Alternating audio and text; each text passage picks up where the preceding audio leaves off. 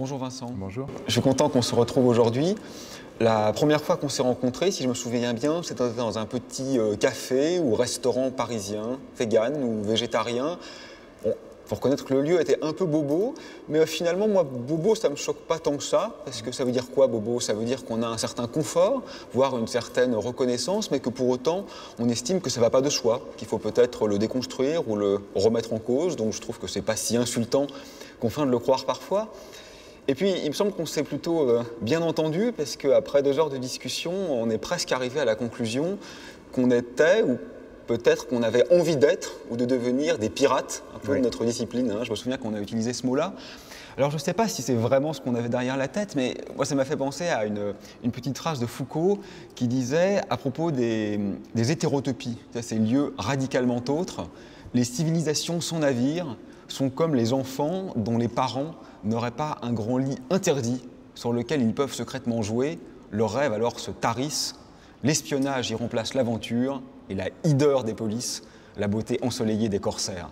Alors je ne pense pas que c'est parce qu'on se prenait pour des corsaires à la beauté ensoleillée, hein, pas du tout, mais c'est parce qu'on avait peut-être en commun ce désir d'explorer des lieux qui n'étaient pas forcément seulement des boutures ou des hybridations, mais qui étaient complètement ailleurs. Et moi, de ce que je connais de ton travail, c'est-à-dire finalement assez peu, ton très beau livre, c'est comme ça que je t'ai découvert, et puis les quelques discussions qu'on a eues, les quelques articles que j'ai pu en partie comprendre, il me semble que c'est un peu ton objet aussi, non? Oui, moi je me suis jamais senti à l'aise à l'intérieur des frontières d'une discipline. J'ai fait des études de lettres et de sciences humaines, mais déjà la simple idée de n'étudier par exemple qu'une littérature dans une seule langue me gênait. Donc je me suis orienté vers une littérature qu'on appelle comparée ou générale, mais en fait c'est des dénominations qui moi me paraissent un peu étranges parce qu'elles sont venues contrer ce qui s'est joué au 19e dans l'université où l'enseignement de la littérature s'est divisé et s'est construit de façon nationale. D'ailleurs ça a vraiment accompagné la constitution des nations, notamment européennes en tant que telles. Donc quand on étudie la littérature, il faut choisir entre la littérature allemande, la littérature française, anglaise, etc. Alors que si par exemple on étudie la physique, on ne va pas étudier une seule physique. On va commencer par étudier les différentes branches de la physique. Si on étudie la philo, on va étudier des Grecs et des Allemands et des Anglais. On ne va pas forcément choisir d'emblée une tradition. Donc il y avait une première frustration de ma part de ce point de vue en termes de limitation disciplinaire qui était pourquoi est-ce qu'a priori je déciderais qu'il n'y a que des textes publiés en français qui vont m'intéresser?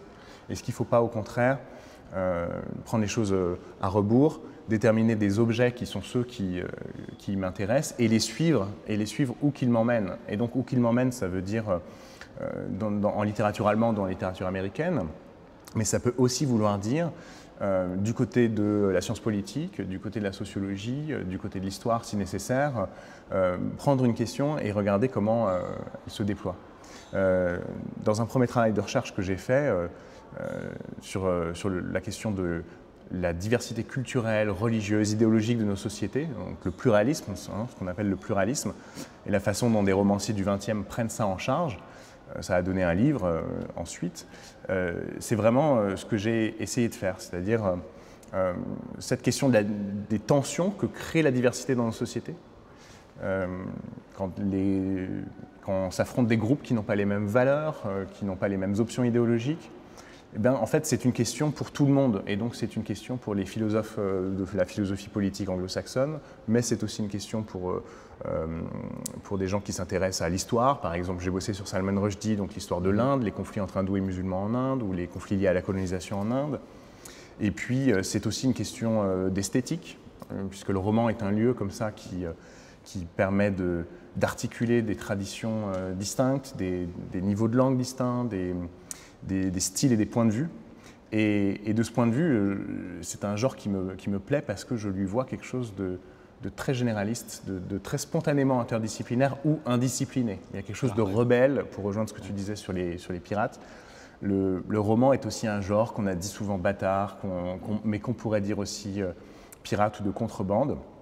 Et je l'ai étudié comme tel, mais j'essaye aussi, puisque je suis aussi donc écrivain, de le pratiquer comme tel, c'est-à-dire un lieu qui refuse de se spécialiser, de ne voir qu'une partie de l'existant ou de la vie, mais qui va observer une même réalité en changeant de lunettes, en changeant d'optique très fréquemment. Mais d'ailleurs, c'est intéressant, je trouve, ce que tu dis sur le fait qu'il faut peut-être s'emparer de l'objet et le suivre. Parce qu'il me semble que l'enjeu aujourd'hui, c'est peut-être de renverser l'ordre, non pas de domination, mais au moins de primalité. C'est-à-dire, non pas d'abord voir la taxinomie et se demander dans cette catégorisation où dois-je me placer, mais effectivement créer l'objet, qui peut être réussi ou raté, la question de la qualité est indépendante, mais il faudrait que le cloisonnement du réel soit en quelque sorte a posteriori de l'œuvre et non pas a priori du geste de pensée qui devrait se formater à quelque chose qui quand même a un effet un peu sclérosant finalement sur la pensée, parce que tous les hybrides, toutes les chimères, tous les êtres un peu en tension avec la tradition dont ils sont issus vont vraisemblablement avoir une existence difficile, non pas à cause de ce qu'ils sont, mais à cause de l'absence de lieu pour les recevoir. Et ça, effectivement, c'est un problème qui est très récurrent et par rapport auquel je trouve que oui, ton travail joue un rôle essentiel. Mais moi, je crois que dans ce désir qui nous anime d'appréhender les choses de façon multiple, ce qui est important peut-être aussi, c'est de se rendre compte que ce n'est pas simplement une manière d'enrichir notre expérience par rapport à un pôle de compétences ou d'excellence universitaire. Je crois que c'est aussi parce que fondamentalement, on ne peut pas faire autrement, parce que le réel lui-même est en quelque sorte intrinsèquement multiples. Tu sais, tu prenais l'exemple de dire on regarde de multiples manières comme ça. Donc en physique, nous, évidemment, on le sait bien, enfin tout le monde le sait bien, mais en physique en particulier, on le sait bien, parce que si on veut regarder le cosmos, il faut regarder à plein d'énergies différentes, plein de longueurs d'onde différentes, et il apparaît alors que les visages qui se révèlent sont extrêmement différents. Mais moi, par exemple, quand j'ai aussi tenté cette multi-aventure en démarrant un cursus de philosophie, c'était pas tellement pour enrichir mon expérience de physicien, en fait. C'était plutôt parce que j'ai acquis la certitude, ou la conviction, que la physique ne disait pas tout du réel. Et qu'en réalité, la philosophie, probablement, si tout se passe bien, allait peut-être donner quelques cordes supplémentaires à l'attirail du physicien, mais qu'en réalité, il y avait aussi beaucoup d'objets qui ne pouvaient pas s'appréhender d'une manière physique. Et ça, c'est quelque chose, en effet, que l'institution a un peu du mal à voir. Parce que moi, je me souviens qu'on m'a dit, bah voilà, tu es physicien, tu t'intéresses à la philo, donc tu vas faire de l'épistémologie, de la philosophie des sciences. Et moi, j'ai fait mon master en esthétique et ma thèse sur complètement autre chose, plutôt en métaphysique. Et ça, c'est une idée qui est difficile, parce que on est quand même un peu contraint, me semble-t-il, par l'environnement culturel, institutionnel, universitaire, à finalement choisir son camp, y rester et y développer un maximum de compétences. Et effectivement, l'enjeu, il est à la fois culturel, mais il est aussi un peu institutionnel de tenter de s'extraire de ces choses. Et peut-être aussi de l'enseignement, d'ailleurs. C'est vrai qu'on arrive au terme d'un long processus historique qui a été celui d'une division des tâches. Si on remonte très loin, si on prend Aristote, il y a un quart des livres d'Aristote qui sont consacrés à la biologie et qui commencent cette pratique de la classification du réel qu'on va appeler après la taxinomie dont tu parlais. Mais il s'est aussi intéressé à la politique, il a aussi écrit le texte fondateur de la théorie littéraire qui est la poétique, où il parle des différents genres. Donc il était capable d'une circulation à travers plein de zones de savoir. Et évidemment, on ne peut pas vraiment revenir en arrière, c'est-à-dire que la division des tâches, le processus de spécialisation, il est sans doute lié de façon très, très directe à la montée en complexité de chaque discipline, à l'accumulation des savoirs. Un auteur qui m'a intéressé de ce point de vue, sur lequel j'ai pas mal travaillé, c'est Robert Musil, qui est autrichien, qui a vécu dans la première moitié du XXe, et qui, dans son roman L'homme sans qualité, parle de ça comme d'une crise de croissance du savoir, en fait. C'est le moment où on se rend compte que l'idéal de l'honnête homme, qui a animé la Renaissance, qui était présent aussi donc chez des gens comme Descartes, etc., et puis au XVIIIe siècle, n'est plus tenable. On ne peut plus tout savoir. Il raconte un épisode de ce point de vue où un général qui décide d'aller explorer une bibliothèque parce qu'il veut comprendre l'esprit civil. Il connaît l'esprit militaire, mais il a aussi envie de comprendre l'esprit civil. Et donc, il s'adresse aux bibliothécaires et il leur demande, au fond, si je voulais lire les livres les plus importants qu'il y a dans votre bibliothèque impériale, lesquels faudrait-il lire? Et les bibliothécaires lui répondent qu'il faudrait bien plus d'une vie pour les lire tous, et qu'eux-mêmes, pour se préserver du vertige, de l'impression de chute dans un puits sans fond qu'ils pourraient avoir, ne peuvent plus en fait entrer dans le contenu des livres et sont obligés de s'en tenir au résumé et aux tables des matières, sinon ils s'estiment absolument perdus. Et donc évidemment, il y a une vraie déception là-dessus. Alors cette déception, dans cet exemple-là, elle est marquée de manière assez naïve, mais Musil la traite aussi d'autres manières, comme la totalisation est devenue impossible. Et pour autant, on ne peut pas non plus accepter de s'en tenir à un timbre-poste de savoir, il dit à un moment donné, à quelques millimètres carrés de savoir, en ayant l'impression que si on en sort, on va se mettre à dire des bêtises, et donc on va déchoir, et donc on va perdre une légitimité, une force, une puissance, et c'est plus la peine de faire ça. Mais c'est la même époque où des gens comme Bergson en philosophie montrent quelque chose qui rejoint ce que tu disais tout à l'heure sur la multiplicité du réel, c'est-à-dire critique ce qu'on appelle parfois l'intellectualisme, c'est-à-dire l'idée que notre esprit pourrait créer des catégories dans le réel, que ces catégories auraient des bords, que ce serait comme des carrés avec des bords bien tranchés, bien coupants, alors qu'en fait, les choses sont plus mouvantes et la pensée doit s'efforcer de se rapprocher de ce mouvant et le réel n'est pas forcément fait pour correspondre aux catégories qu'on crée pour l'appréhender. Et quand on fonctionne seulement par étiquette ou par catégorie, on manque l'essentiel. Alors ça vaut pour des choses assez intellectuelles, mais ça peut valoir aussi pour des choses très quotidiennes. Moi, c'est un exemple que je prends souvent à cet égard. Je crois qu'il est pris aussi par Edgar Morin, qui est quelqu'un qui a aussi voulu développer la pensée complexe et donc qui a à voir avec les affaires qu'on discute ici. C'est celui de l'amour, tout simplement. On peut savoir où, quand on est dans le noyau dur de l'amour, on le sait. Et on va nommer ça amour et on le dit avec un certain degré de certitude. Mais quand on s'en éloigne, ça n'est pas un carré dont brusquement on sortirait en tombant dans un non-amour. Il y a évidemment des degrés et on est soi-même mouvant, on gravite autour de ce pôle comme un électron graviterait autour de son noyau, en s'en éloignant, en s'en rapprochant, et on ne passe pas d'un état 0 à un état 1. C'est évident que c'est plus complexe que ça, ce qui se joue, et chacun peut l'avoir ressenti. Et j'ai l'impression qu'avec les objets intellectuels, c'est un peu la même chose. C'est-à-dire que quand moi, par exemple, j'ai pu dire de certains romanciers qu'ils étaient pluralistes, donc ils étaient attachés à représenter la société et le réel selon différents angles de vue, je ne voulais pas dire qu'à côté, il y a des romanciers qui sont absolument non pluralistes. Je concevais vraiment ça comme un pôle d'attraction, et dans certaines de leurs œuvres, ils peuvent en être plus proches. Dans d'autres, ils peuvent revenir à un désir plus de totalisation, où le réel pourrait être compris par une seule pensée, etc. Et donc, au cours de leur vie, au cours de leur œuvre, ils évoluent aussi par rapport à ça. Mais ça reste un centre d'intérêt qui les attire.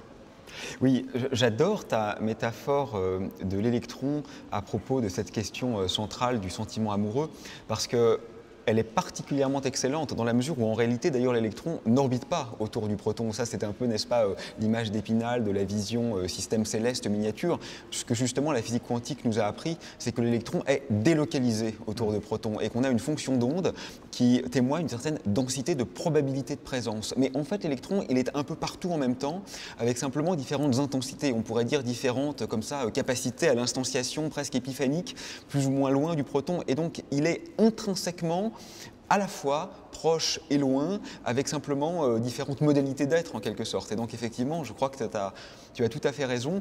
Et c'est vrai que oui, ça ne se résume pas simplement aux 3 choix Facebook, quoi, où on est libre, en couple, ou c'est compliqué, si je me souviens bien. Déjà, c'est déjà pas mal qu'ils aient mis c'est compliqué. Ça aurait pu être pire. Mais enfin, ou alors il faudrait tous qu'on coche c'est compliqué finalement. Ça serait ça l'acte de résistance. Et c'est vrai que ce problème de la catégorisation, je pense, nous induit à penser à un double écueil. Parce que d'un certain point de vue, il y a en effet un risque qui est le risque du touche-à-tout, de la perte de sérieux et donc finalement de la dénaturation du cœur même des pensées dont on tente de s'emparer. Ça, on le voit bien avec la physique quantique, par exemple, puisque je viens de prendre cet exemple, qui est récupéré par tous les charlatanismes pour tenter de justifier les positions les plus délirantes et parfois même les plus dangereuses d'ailleurs. Si on tape physique quantique dans un moteur de recherche, avant de trouver les articles sérieux, on trouve les justifications les plus aberrantes de tous les mauvais spiritualismes. Je dis bien mauvais, hein, parce que la spiritualité en tant que telle est quelque chose de tout à fait digne et est louable, mais pas évidemment une version dévoyée dans laquelle une mauvaise science serait utilisée pour justifier une mauvaise posture arbitraire. Donc je pense qu'il est raisonnable qu'il y ait une exigence non pas de sérieux, mais au moins de rigueur. C'est-à-dire on ne peut pas dire n'importe quoi, ou en tous les cas on ne le peut pas impunément. Mais il y a un autre écueil, qui est l'écueil inverse, et qu'on a vu, je trouve, un peu dans le domaine des sciences dures, avec ce que j'appellerais la sombre affaire Sokal.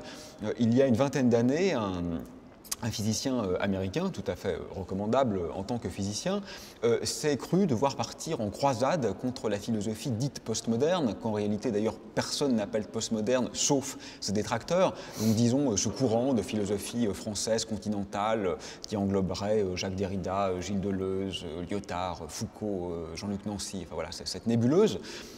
Et Sokal a fait quelque chose d'assez drôle en fait, il a fait un canular. Donc il a écrit un très mauvais texte philosophique, absolument indéfendable, dans un style postmoderne qu'il a réussi à publier. Jusque-là, moi je trouve que c'était pas mal en fait. Ça voulait dire, vous voyez finalement, les revues à comité de lecture, le système des pairs, ça ne vaut pas grand-chose puisqu'on peut publier quelque chose qui n'a absolument aucun sens. Et à ce stade, j'étais encore assez solidaire finalement de son geste, que je trouvais amusant et qui pointait en effet un dysfonctionnement de notre petit microcosme institutionnel. Mais après, c'est allé beaucoup plus loin. Et il y a eu ce livre avec Jean Bricmont qui s'appelait « Impostures intellectuelles ». Et là, c'était beaucoup plus grave, parce que d'un seul coup, c'était toute une mouvance philosophique qui se trouvait disqualifiée. Et disqualifiée pourquoi? Parce qu'il lui arrivait en particulier d'user de métaphores philosophiques, d'origine scientifique. Alors, parfois, il y avait des erreurs. Par exemple, Jacques Lacan parle de la divergence de la fonction exponentielle en zéro. Il se trouve que la fonction exponentielle ne diverge pas en zéro. Donc ça, c'est tout à fait normal. On corrige une erreur et il faut le faire. Mais Sokal est allé, je crois, beaucoup plus loin que ça en tentant de moquer, finalement, l'ensemble d'un courant philosophique extrêmement riche. Et de le moquer pourquoi? Parce qu'ils ne satisfont pas aux critères de rectitude scientifiques. Et ça, je crois que c'est un geste d'une très grande violence intellectuelle. Parce qu'on applique à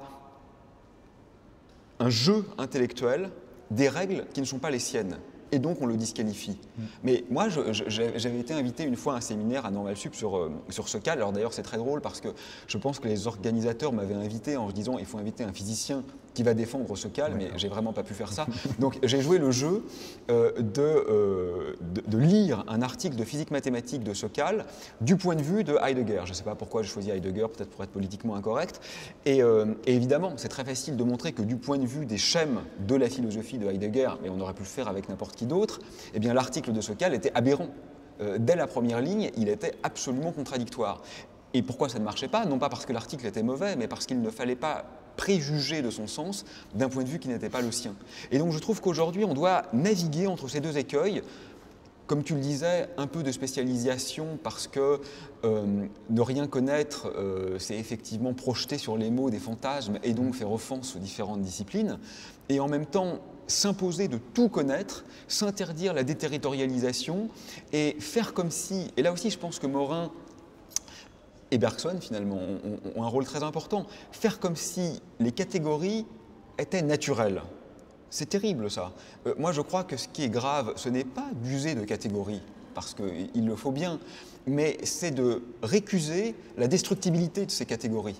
C'est d'oublier que finalement elles sont aussi un produit du jeu et que changer la position des murs, voire faire le mur, passer par-dessus, ça fait partie finalement du cœur de la démarche, quoi. Ouais, ça me fait penser à deux choses. Sur le premier écueil que tu mentionnais, je crois que c'est dangereux et illusoire de croire que la connaissance, le savoir, y compris scientifique, pourrait émerger, se produire, grandir sans être entouré d'une zone grise de savoir un peu frelaté et d'un océan de non-savoir. Cette chose-là ne peut pas se produire. De même que l'excellence artistique n'arriverait jamais si elle n'était pas entourée d'œuvres plus ou moins bonnes et d'un continuum qui mène à des œuvres de plus en plus médiocres. Donc, les gens qui déplorent l'état d'un champ artistique en disant qu'on ne voit pas trop émerger de grandes œuvres, souvent n'ont pas forcément conscience de ça. C'est-à-dire que pour qu'il y ait quelques grandes œuvres de temps en temps, il faut bien qu'il y ait des essais, des erreurs, un vivier, des gens, pour certains pas très doués, qui tous cherchent, et puis certains, à un moment donné, se dépassent, passent des portes, percent des murs et arrivent à de grandes choses. Et dans le savoir scientifique, c'est c'est la même chose. Cette crise de croissance du savoir dont je parlais tout à l'heure, elle est aussi représentée en littérature par Flaubert dans Bouvard et Pécuchet. Les deux copistes qui deviennent amis, qui s'isolent en Normandie et qui, chapitre par chapitre, tentent toutes les disciplines. À chaque fois, ça mène à des échecs. Et on a l'impression parfois, où on dit un peu vite, que c'est un livre sur l'impossibilité de la connaissance ou la relativité du savoir, etc. Mais en fait, c'est pas tellement ça quand on y regarde mieux, parce que ce sont des gens qui cherchent à atteindre le savoir alors qu'ils n'ont pas du tout les conditions pour le produire ou pour l'appréhender. Ils sont coupés de toute communauté scientifique, ils n'ont pas de formation initiale, ils n'ont pas le matériel adéquat pour faire des expérimentations, etc., etc. Et donc en fait, c'est beaucoup plus un livre sur la déception qu'on peut éprouver à voir le savoir tel qu'il a été accumulé par l'espèce humaine s'éloigner de plus en plus de ce qu'un individu, lui singulier, avec des limitations de force physique, d'intelligence, de moyens financiers, etc., peut atteindre au cours de son existence. On ne saura pas tout. Même un individu qui aurait beaucoup d'opiniâtreté ne pourrait pas atteindre un savoir dans des disciplines très différentes les unes des autres, et donc il y a forcément des moments de renoncement. Alors du coup, comment on se situe par rapport aux disciplines qui ne sont pas les nôtres? Bon, déjà, je pense qu'il y en a certaines qu'on abandonne sans trop de scrupules, juste simplement parce qu'on n'est pas intéressé partout. Quand les gens se spécialisent à la fin du lycée ou dans les études supérieures, ils le font parfois de bon gré. Ils sont contents de laisser tomber telle discipline qui les ennuyait ou avec laquelle ils avaient une franche incompatibilité d'esprit. Mais en revanche, il faut en garder quelque chose. Alors, pour revenir sur cette affaire Sokal, moi je suis assez intéressé par ce que raconte Gilles Deleuze dans son abécédaire là-dessus, indirectement.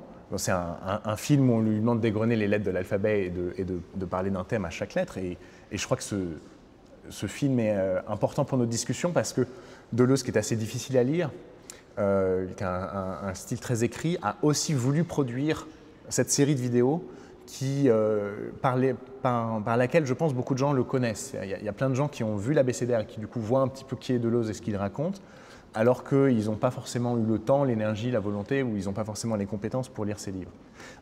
Donc, il a voulu organiser un accès plus facile à une offre, par ailleurs, très, très complexe. Mais dans ces différents entretiens, il se pose vraiment comme pirate. Et un pirate, c'est aussi quelqu'un qui sans doute reçoit des stimuli ou détourne des énergies. Par exemple, Deleuze a pu le faire avec des sciences, il a pu s'intéresser au chaos et il a pu en faire ensuite quelque chose dans son œuvre, qui n'est pas forcément exact du point de vue de la science, mais qui va apporter une puissance nouvelle à ce que Deleuze, lui, cherche à penser. Donc on prend cette énergie et on la branche sur autre chose, et puis ça donne plus de créativité. Et évidemment, le même traitement s'applique à ce qu'il a fait lui, quand il a fait un livre sur ce qu'est le pli à l'âge baroque à partir de Leibniz. Bien ensuite, ça a influencé, y compris des surfeurs. Il recevait des lettres de surfeurs qui lui disaient à quel point leur lecture du mouvement des vagues, leur lecture du vent, leur lecture de leur pratique professionnelle avait été stimulée, renouvelée par la lecture d'un livre de philosophie sur ce que c'est que la philosophie de l'âge baroque. Et donc, cette manière d'aller chercher des intuitions ailleurs me paraît très importante, quand bien même ensuite on fait un effort de relocalisation, c'est-à-dire on est bien conscient que ce qu'on va utiliser comme concept, ça n'est pas le concept au sens de la physique quantique, mais mais ça va nous donner des idées qu'on n'aurait jamais eues si on était resté dans les bornes de sa propre discipline. C'est le sens originel finalement du mot exister. Dans exister, il y a étymologiquement le concept d'extraction. Et s'il n'y a pas d'extraction, les concepts meurent finalement. Moi je crois que c'est dans leur mouvement, donc dans leur aller vers l'ailleurs. Mon ami le philosophe Jean-Luc Nancy parle d'un laisser être l'écart. Il faut absolument que cet écart demeure parce qu'il n'est pas question de former une sorte de magma confus de tous les savoirs, et pourtant cet écart, il est là pour qu'on puisse l'enjamber. Et je pense que tu as tout à fait raison sur ce continuum que tu évoquais tout à l'heure. Michel Nurizzani, qui est un critique d'art, un des plus éminents critiques d'art contemporains, qui est quelqu'un qui aime l'art, c'est pas du tout un professeur juré, comme disait Baudelaire à propos des mauvais critiques de son époque, me disait récemment, en fait, je n'aime pas l'art contemporain. Je n'aime pas l'art contemporain comme je n'aime pas l'art classique. Parce que, évidemment, 90% de ce qui est produit est mauvais. Mais il y a des chefs-d'œuvre. J'aime les chefs-d'œuvre de l'art contemporain comme j'aime les chefs-d'œuvre de Rembrandt. Mais voilà, tout est là. Il y a une profusion de productions dont nous sommes à la fois les spectateurs et les acteurs dans notre propre champ. Et moi, je n'aurais aucun scrupule à dire que je n'aime pas la physique. La grande majorité des articles de physique publiés ne m'intéressent pas du tout et me semblent absconses, voire absolument ridicules. Mais il y a parfois des petits moments de grâce, finalement, où quelqu'un touche quelque chose qui ressemble à la vérité ou à la beauté. Et c'est un peu ce qui compte, et que ceci puisse émerger, même si ça passe par un cheminement comme disait Deleuze, sur un mode un peu vicinal comme ça, je crois que ça fonctionne. Et tu sais, Deleuze, les épistémologues non seulement ne l'aiment pas, mais même lui dénient finalement toute légitimité pour parler de science. À mon sens, ce qu'il a dit sur la science est beaucoup plus profond que la plupart des philosophes des sciences de son temps. Moi, je m'intéresse beaucoup plus aux quelques lignes, c'est vrai qu'il n'y en a pas beaucoup en fait, de Deleuze en particulier, pour parler qu'est-ce que la philosophie sur la science, que ce qu'on peut écrire Popper et Kuhn, parce que je trouve qu'il est un des seuls à avoir pensé que justement la science pouvait avoir un rapport au chaos, puisqu'il l'appelait une des chaoïdes, une des filles du chaos. Il y a la philosophie, l'art et la science, le plan d'immanence, le plan de composition et le plan de référence. Et avoir compris que la science n'était pas nécessairement à penser comme une visée unitaire, ce qui a scandalisé d'ailleurs les rares physiciens de son époque qui le lisaient, je dirais qu'aujourd'hui, il avait plutôt eu une prémonition de ce que semble être la nouvelle histoire des sciences. Et donc, il me semble que c'est un exemple remarquable de quelqu'un qui a été, comme Derrida d'ailleurs, très modeste, qui n'a jamais prétendu savoir ce qu'était la science en détail, mais qui, de par son vécu, son histoire et ses propres références, a eu une intuition de là où elle pouvait aller, non pas, et c'est ça qui est très important je crois, non pas de lui dire ce qu'elle devait être, parce que la philosophie prescriptive est généralement inutile et parfois même dangereuse, en fixant des règles dont il faudra ne pas s'extraire, mais en lui proposant une interprétation qui lui donnait sens hors champ. Et là, je trouve que cette philosophie de la faille, quelque part, a un rôle essentiel. Et c'est un peu la même chose, finalement, dans le milieu universitaire. Je crois qu'on voit aujourd'hui des étudiants sur lesquels on projette peut-être nos propres fantasmes d'en faire des futurs spécialistes. Peut-être faudrait-il, non pas baisser le niveau, il y a cette espèce de fantasme du nivellement par le bas qui n'existe pas du tout d'ailleurs à mon sens, mais leur proposer en effet une nébuleuse de savoir qui finalement aurait davantage de sens, sachant que nous ne faisons pas forcément face à des futurs spécialistes internationaux de leur domaine, mais à de futurs honnêtes hommes et femmes qui ont peut-être simplement envie de créer des rapports, des hybridations, des boutures, et ça c'est vrai que c'est très difficile à mettre en œuvre dans nos disciplines. Et pour dire un mot peut-être de ça, de l'état de l'enseignement, je te rejoins tout à fait là-dessus. Un de ses gros défauts, c'est que les praticiens de chaque discipline cherchent leurs futurs spécialistes. Mais ça vaut pour les professeurs de conservatoire en piano qui vont chercher des gens qui seront capables d'avoir des prix ou de faire des carrières internationales, comme ça vaut pour les mathématiciens qui, dès le collège ou le lycée, vont essayer de former de futurs ingénieurs ou de futurs enseignants en mathématiques. Et c'est assez dommage parce que du coup, les gens qui ne se sentent pas cette âme de spécialiste, généralement passent à côté d'une discipline. Moi, je connais quand même beaucoup de littéraires qui ont souffert sous la férule d'un enseignement de mathématiques ou de physique au lycée et qui ensuite y reviennent parce qu'en fait, ce qui les aurait intéressés à l'époque, c'est de recevoir une formation de culture scientifique qui mêle un peu d'histoire des sciences, un peu de philosophie des sciences, entendre parler du Big Bang comme toi tu peux le faire dans les cours tout publics que tu donnes et pas forcément avec derrière des équations, avec derrière de la démonstration, etc. Et la même chose vaut de mon côté en littérature. Il y a quelques années, Tsvetan Todorov avait publié un livre qui s'appelle « La littérature en péril », qui était une forme d'autocritique sur ce qu'a produit aussi la critique structuraliste dans les années 60-70. Et ce qu'il disait, c'était qu'on avait peut-être trop focalisé sur les aspects techniques. Et donc, tous les collégiens lycéens savent repérer des champs lexicaux, des figures de style, etc. Alors qu'au fond, c'est pas pour ça qu'on lit des livres. C'est pas pour leur maniement de ces procédés techniques du langage. Et évidemment, transmettre un goût de la lecture ou une passion pour la littérature serait sans doute beaucoup plus utile parce que on formerait des gens qui ensuite continueraient leur chemin tout seuls dans la discipline. Et les spécialistes trouveraient également leur chemin là-dedans sans problème.